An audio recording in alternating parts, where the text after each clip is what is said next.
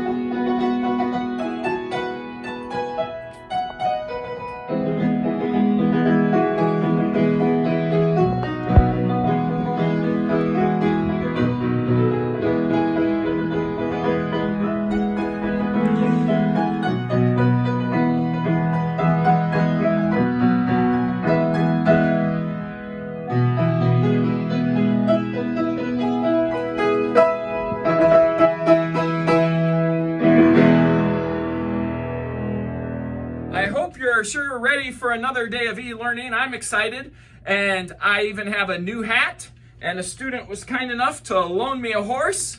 This horse's name is Curly. Curly, are you ready for another day of e-learning?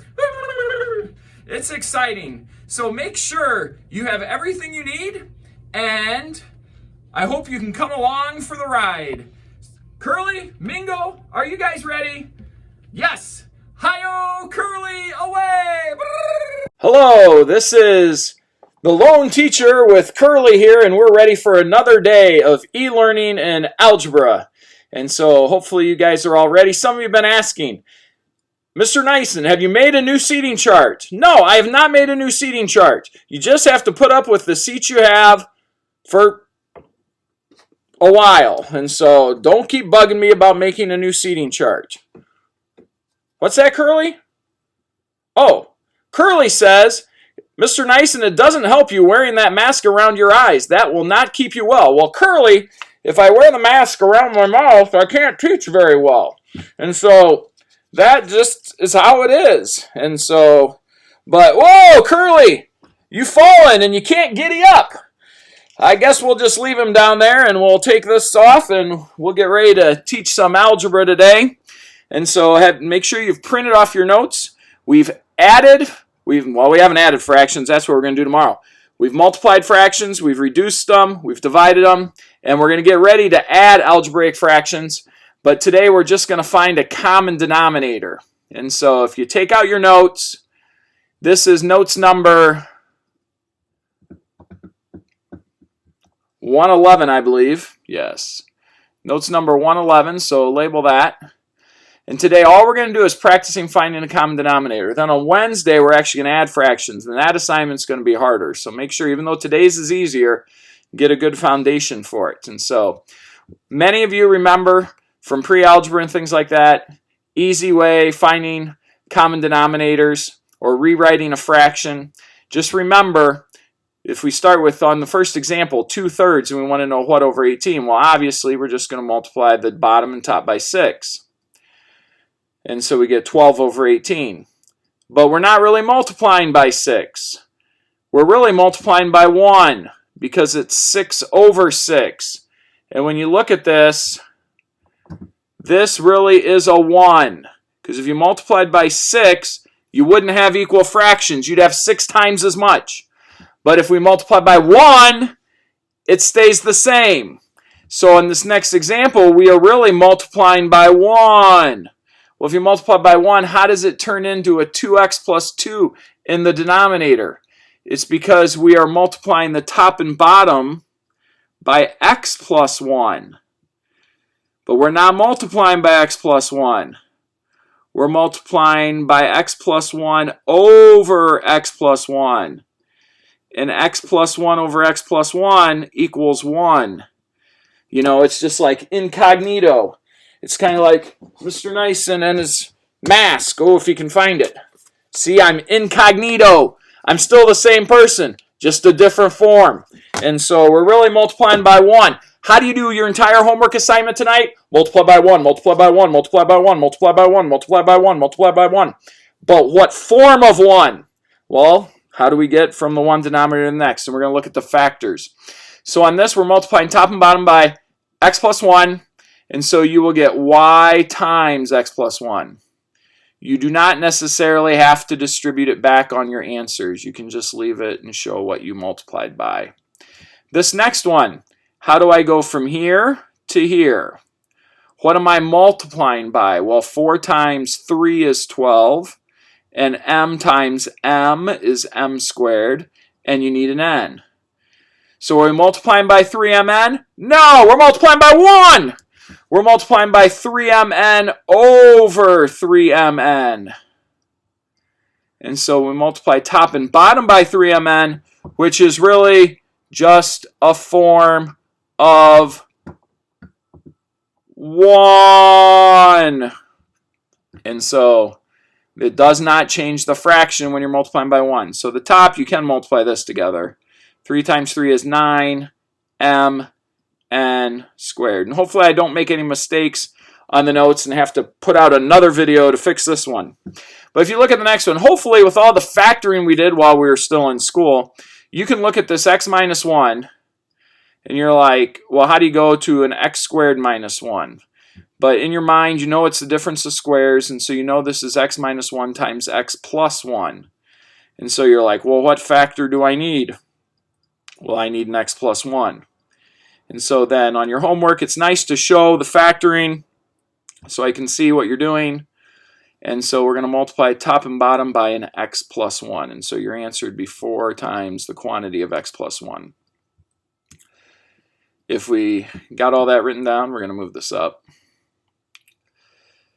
and delete. And so here we go. On this, 5 times what is 15? Oh, I need to call on people. We haven't talked to you since last week, and so we're glad you're here today. Ilya, what do we multiply 5 by to get a 15? Just put a 1 in front of it? So I just put a 1 in front of these? Ilya, we don't just put 1s in front. That's not how you do it.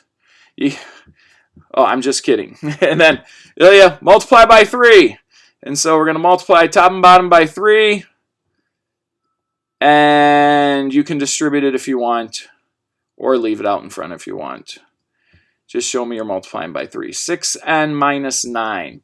On the next one, we're going to go from y plus 5 to y squared plus 8y plus 15.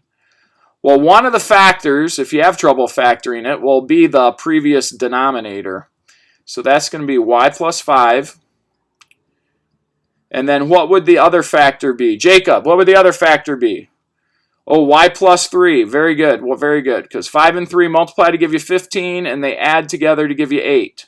So then on top, we're multiplying the bottom by a y plus 3. So we're multiplying the top by a y plus 3. But we're not really multiplying by a y plus 3. We're really multiplying by 1! And so that'd be 2y times y plus 3.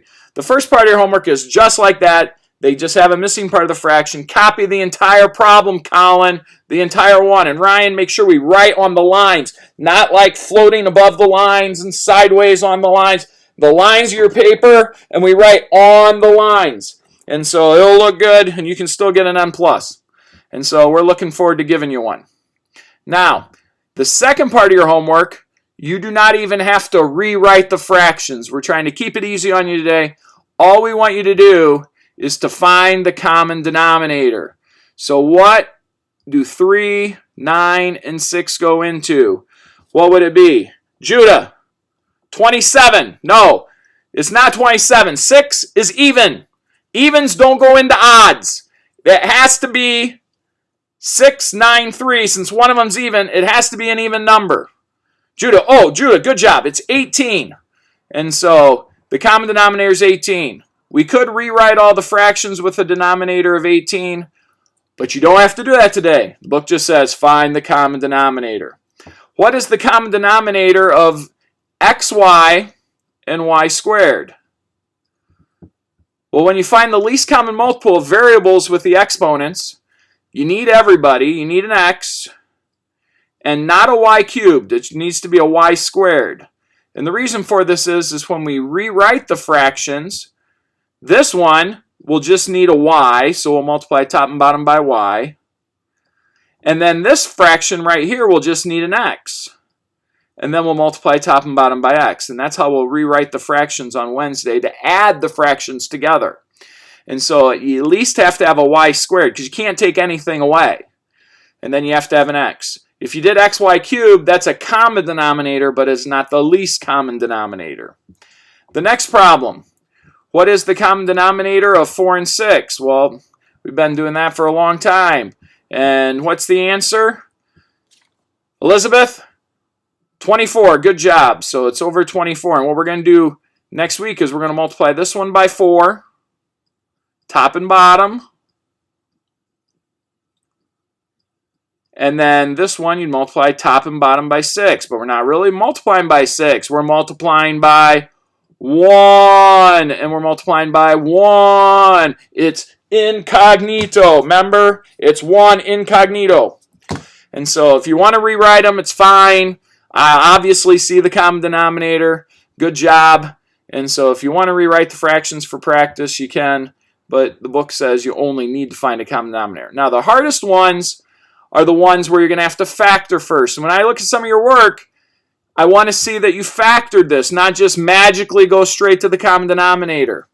Like this one, the common denominator of 2x plus 10 and 5x plus 5, you factor a 2 out. And don't forget about pulling something out. And so you pull a 2 out. On the second one, you pull a 5 out. Now, when you find a common denominator, you need everybody.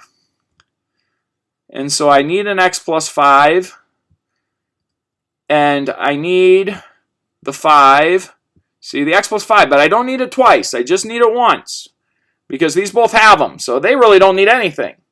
But this 2 and this 5 are relatively prime. So this one, we would need to multiply this fraction by, the first fraction, we need to multiply it by 5. So we'd multiply top and bottom by 5, which is really 1. And so this fraction here, you'd multiply top and bottom by 2. And then see, would I get the common denominator? My common denominator would be 10 times the quantity of x plus 5. And then I could rewrite them exactly with the same factors on the bottom. The next fraction, a plus 1 and a minus 1, remember these are groups. We're not adding or subtracting anything to get the same denominator. We're multiplying together. So on this one, the common denominator is a plus 1 times a minus 1.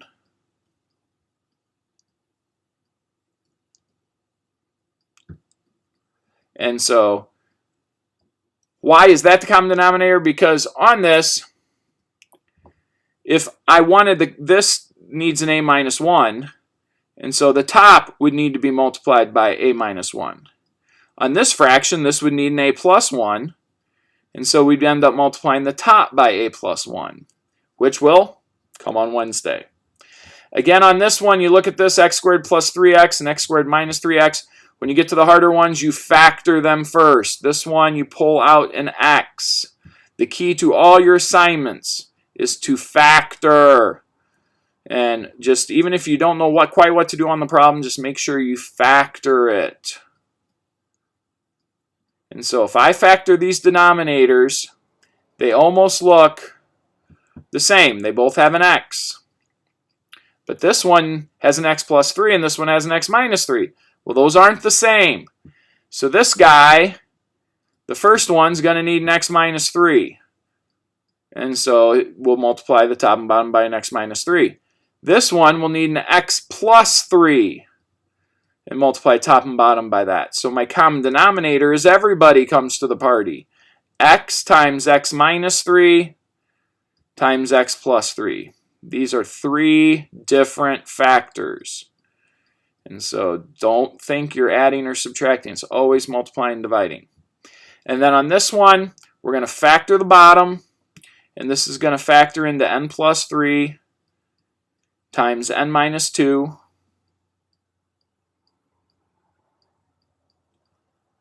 and so when I look at these denominators here, I'm trying to get a little better with the color. This denominator already has an n plus 3 in it.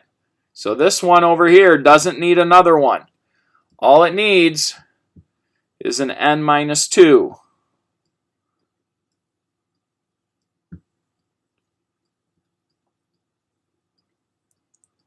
And so we'll multiply the top by an n minus 2. On your homework, you don't really need to rewrite the fractions. I didn't assign those problems. I just assigned the common denominator ones. And so make sure you check that. This column is like the first part of your homework, and this is like the second part. And at the bottom here, we have what is, whoa, where'd that go? What's the common denominator of 2 factorial and 3 factorial? Well, there's a couple ways you could do it. You could just say this is 1/2 and this is 1/6. Remember, 3 factorial is the same as 3 times 2 times 1. And so then the common denominator would just be a 6. But you look at this, like this was 2 times 1. Well, what do you need? You just need a 3. So we'd multiply top and bottom by 3. But it's really multiplying by 1. And then here, using the same idea, what's the common denominator of 4 factorial and 5 factorial? Well, if this is 5, 4, 3, 2, 1, and the other one is just 4, 3, 2, 1, you just need a 5 on this one. And so the common denominator would be 5 factorial, or what does 5 factorial equal, Rosie? 120. Very good. So the common denominator on that one would be 120. Okay? You know, we had a long weekend. We're back at it. Over the weekend, I just wanted to share, I got this new book. When I used to go to the doctor or go to the dentist when I was little, one of my favorite books I used to read was Where's Waldo? Now, don't tell Mrs. Smith, because you know Where's Waldo doesn't have very many words in it. But so is it even possible to read it? But they came out with a new version of Where's Waldo with all this coronavirus things happening. And I wanted to share with you what the new version of coronavirus, Where's Waldo today in the world. And so if you want to look, here, I'll share a couple pages with you. Here's the first page. Can you find Waldo? He's right here. It's just not the same. There's nobody else around. Here, I got another page of the book for you. Where's Waldo? Oh, he's right here. You know, somehow this is a lot easier than I remember when I was a little child. And then one more. Where's Waldo? Can you find him? It just doesn't take that long. And so that was the new coronavirus version of Where's Waldo on that. And so your homework tonight for algebra is page 261, 1 to 32. And many of you are not emailing me many of your questions. You're doing a great job of getting the homework turned in and the assignments. And so just on the last few, make sure you factor them. So like problem 32, you might not have too much trouble, but on problem 32, the common denominator, it says a minus 1, and then the other fraction is a squared minus 3a plus 2. You just need to make sure you factor the second fraction. And so if you factor this, I wonder if one of the factors is a minus 1. And sure enough, it is. And remember, when we factor, if this is negative, this is positive, means the signs are the same. They're both negative.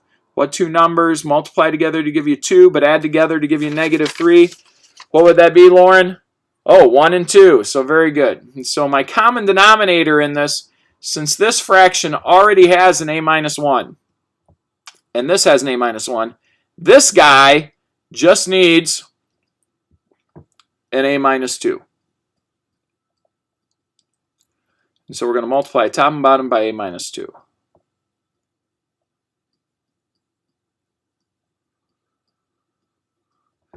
And so you can rewrite both answers if you want, or just circle the common denominator for your homework.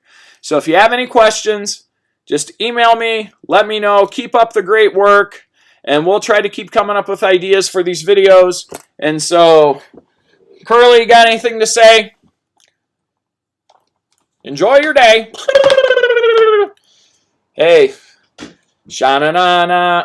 Oh, that's the wrong song. Sha-na-na-na-na-na. Oh, na-na-na-na-na-na-na-na. Hey, goodbye.